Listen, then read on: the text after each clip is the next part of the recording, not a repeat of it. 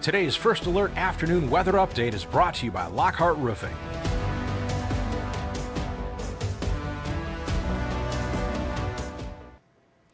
Good afternoon, First Alert meteorologist Diane Phillips joining you on this Tuesday afternoon. Some of us already today have seen some rain, others trying to work some sunshine in, so we have a little bit of a mix outside. We'll be talking about that and also the rain chances that are setting up here for the rest of the week. So we still have quite a bit to talk about in your First Alert forecast, plus I do have some interesting finds as far as some hail and snow videos. So we'll talk about those in a few minutes. But as we get started here, I do want to lead off with our current radar scan. So we are finding that we do have that rainfall that's coming right now sitting in southern Genesee County. This has been coming further east. We're seeing this just kind of now exiting Shiawassee County, and then we are picking up on some more steady rain here in Flint, Grand Blanc, and even towards Fenton. Some of this rainfall is starting to push itself out of mid-Michigan, so we have seen it even though it was heading eastward. It kind of had just a slight tug further south, so that's why we are seeing that it is actually kind of starting to die out a little bit before it gets into Lapeer County. We did have some thunderstorms within these, and we are going to find, though, that those have started to shift also further south, and yet we are also seeing that not a lot of that thunder and lightning is really holding on at this point. You'll see some of those strikes there kind of at the bottom of that radar scan, but overall we are seeing that no thunder, no lightning here locally, but you can see those storms continue to head south, but also they're just starting to weaken as well when we look at our reflectivities here, some of those reds disappearing. So we're still picking up on some much needed rain. We could use the water. When we got our drought monitor last week, we all were into the at least dry, if not drought conditions across mid-Michigan. So even though we're just picking up some little rains kind of here and there, any little rainfall is going to help us. So we will be taking that. Now, as I had mentioned, we're not all seeing that rain. We do have some thunderstorms here, though, into Sanilac County. We are seeing, though, thankfully, that those are not really staying, or they are staying below severe levels, but we are picking up quite a bit of lightning. So if you are here into Sanilac County, just north of Applegate, make sure that you are headed inside because of that lightning. I know we are going to be getting kind of close here to the after school time frame. So around Argyle and even those cells that we have further west, we'll watch the development to see as that school bell rings potentially in the next 20, 30, 50, next hour or so. That's when we're going to be seeing the potential for kids getting out of school and having to work through some of these showers and storms. So, of course, we're keeping an eye to it. Again, we are staying below severe levels, but with lightning, maybe some of those after-school practices could be canceled. So keep that in mind. When we are talking here about after school, we are going to see that we do have our rainfall that is mainly just isolated across Genesee and Sanilac counties. Overall, though, here in mid-Michigan, we haven't had a ton of development. We are seeing that it's fairly dry into the Tri-Cities. I actually have one of our cameras here. This one is in Birch Run. And we have blue skies that are actually trying to come through some of those clouds, and the sun a lot brighter than what we were starting out with this morning. So it is shaping up to be a nice afternoon for some. For others, we are continuing to track the rainfall. So keep an eye to your First Alert weather app. We are going to find that that is going to be a very helpful tool. So I have that QR code here. You can scan this at any time here throughout our stream to make sure that you have that app. If not, if you already have the app, make sure that you download it because that's going to be pretty helpful for you. Now, we have found that we do still have some rain chances coming up later this week, but thankfully, even in the severe weather that we've had, we really don't have, thankfully, a lot of hail potential. Some of these storms have been able to produce some hail-like conditions. So I'm actually going to play this video. So this one is going to be coming out of Minnesota. So large hail was coming into the Twin Cities there on Sunday, September 21st. They had heavy rain, the hail, the lightning, kind of the whole works here late into the summer season. So you can see that Mike Rector, he grabbed this video of just kind of the hail bouncing off of the cars here. So I anticipate potentially some damage looking at some of the sides of those stones. So thankfully he was indoors. You can kind of see kind of hiding under the awning there, but the cars sadly didn't look like they could fit into the garage. But the National Weather Service did issue a severe thunderstorm warning for folks there when that was coming through, and then they did confirm a little bit later that that large hail, and for some locations, was up to 2 inches during that storm. So definitely exciting video there. Now, our next video that's going to be coming in, this one is going to be from Texas. So in North Texas, we have this video coming in. This was actually recorded on Sunday.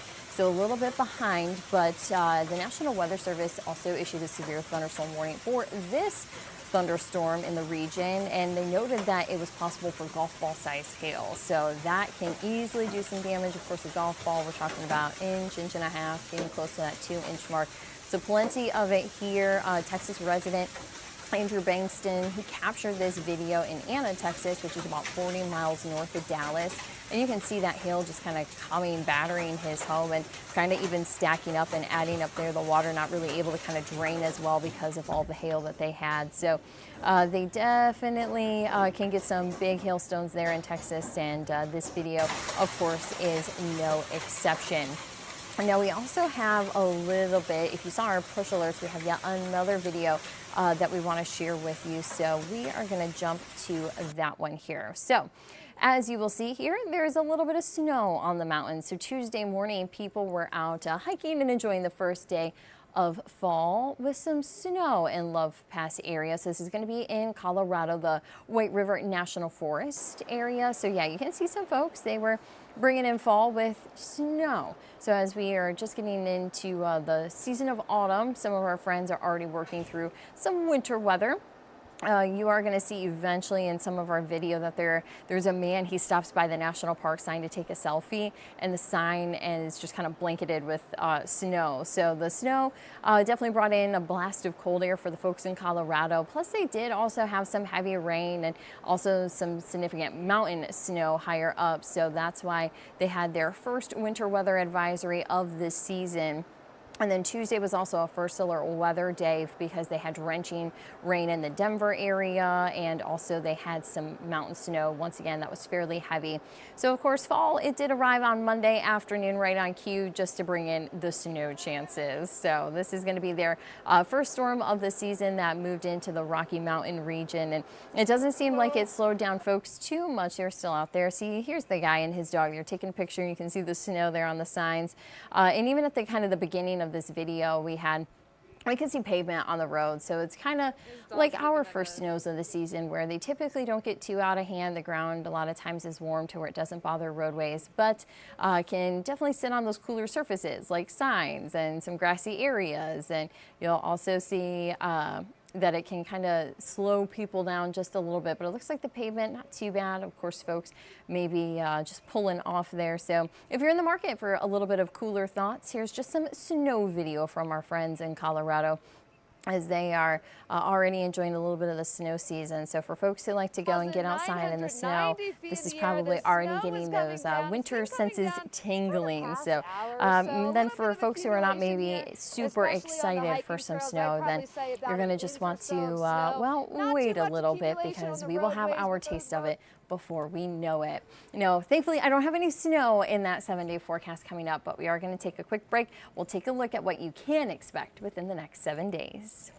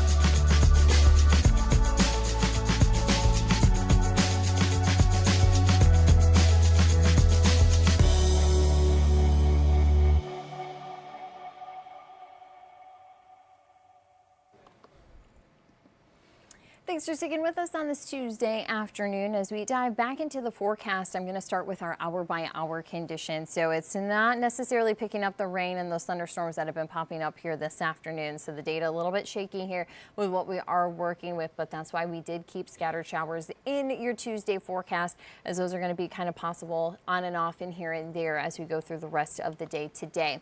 We will see that by 4 o'clock. That's when the hour-by-hour starts to pick up on some of that rain. So we are going to be keeping a lot of those rain chances here into the thumb and then further south, but we also will include the Tri-Cities. You can yet pick up on a couple of showers. So keep that in mind again for after school practices. Maybe those do get canceled and then that pickup time gets bumped up a little bit earlier, but others may be able to hold practice outside just because of the scattered nature of the rainfall.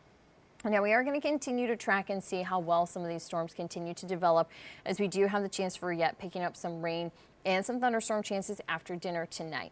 Now, again, severe weather is not expected within this mix. I know a lot of us are maybe kind of past that mentally, but always want to make sure that you are headed inside when any lightning strikes are present. Of course, we do have the lightning tracker. I had my phone. It's been going off a lot lately with some of the lightning that we've had across mid-Michigan. So make sure that you are prepared and also have those alerts on the First Alert weather app, because that lightning can let you know when you have that coming close by you, or even if you just have some heavy rain that's going to potentially be slowing you down on roadways. So keep in mind that it's going to be a radar watching afternoon and evening to see how really anything takes off and kind of bubbles up this afternoon. With the sunshine that we are seeing in Birch Run, I am still going to continue to keep at least some rain chances south and along US 10 and then into the thumb and then further south as well.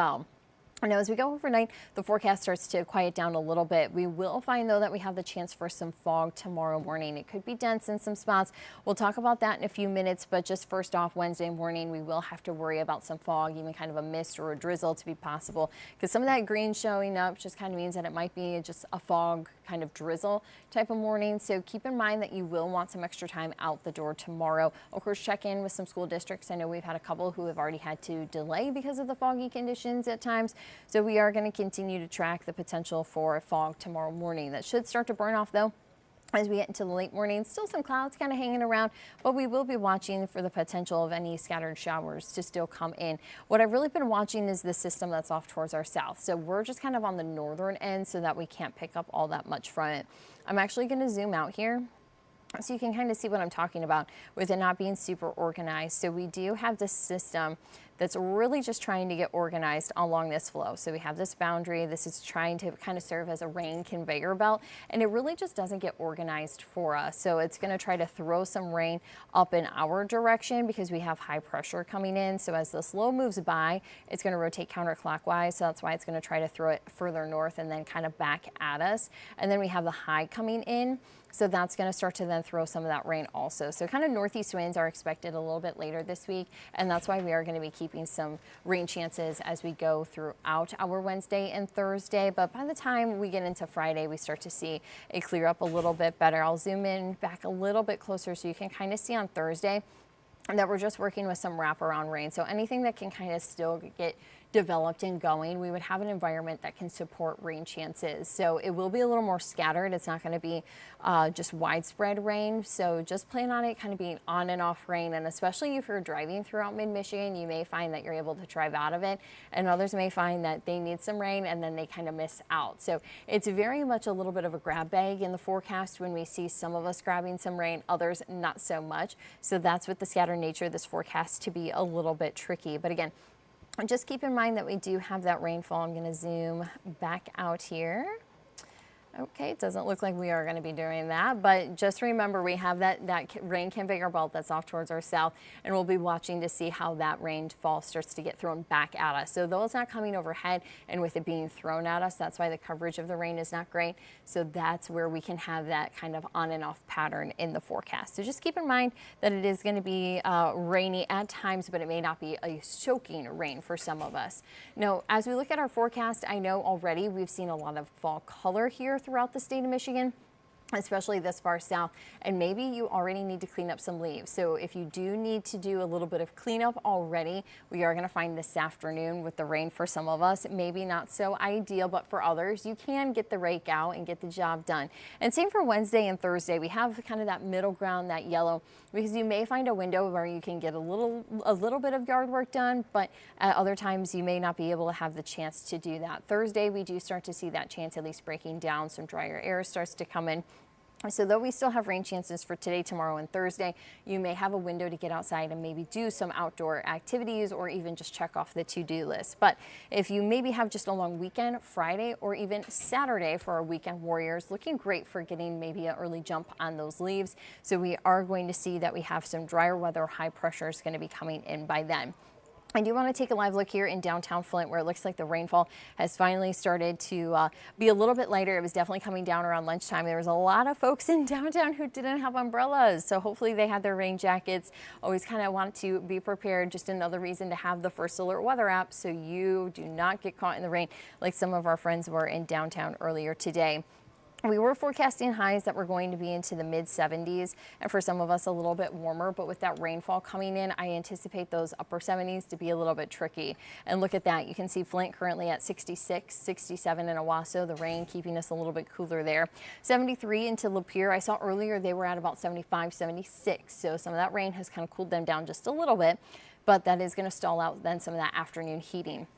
We do still have 73 for Bad Axe and Cairo, 70 degrees in Caseville, and we do have 60s across the shoreline. Now further into the Tri-Cities, you can see 72 for Midland Bay City, and we are at 67 for Bay City, and we are looking at 71 in Mount Pleasant, 72 in Clare, and then 68 in Houghton Lake. So a little bit of a cooler afternoon. The cloud cover not really kind of helping when we would like to get those temperatures potentially a little bit higher, but they're actually getting a little bit closer towards normal.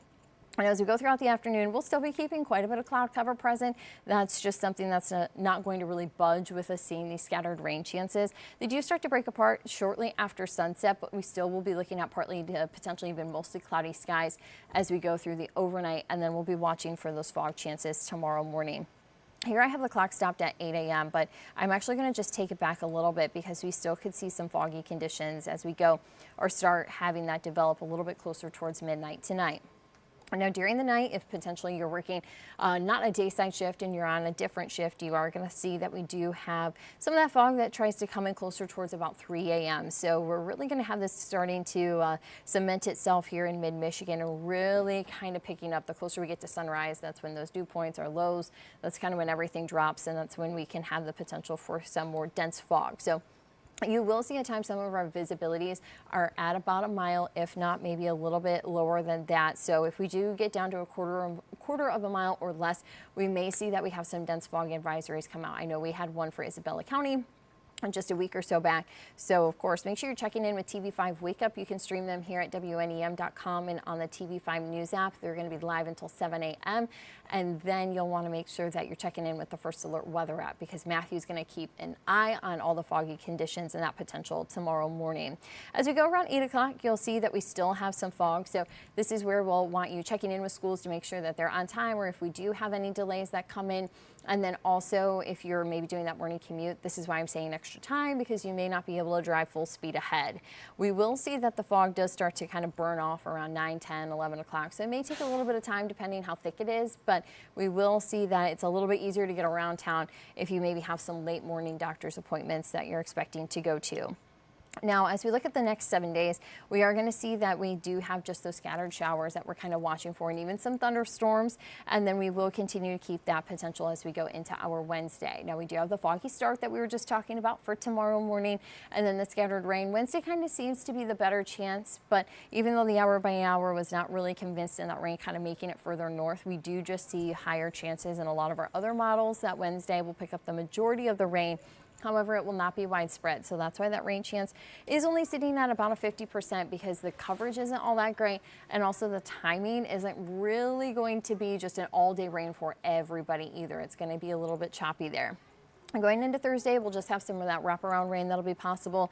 And even though we have a 10% on Friday, we're getting very close to be able to taking that down from the forecast. So plan on seeing a lot of sunshine, and that's going to carry into Saturday and Sunday. Now, we will be looking at temperatures here for the next couple of days that are low to mid 70s, and then we have mid to upper 70s once that sunshine comes out. Our normal high at this point in the season sits at about 71.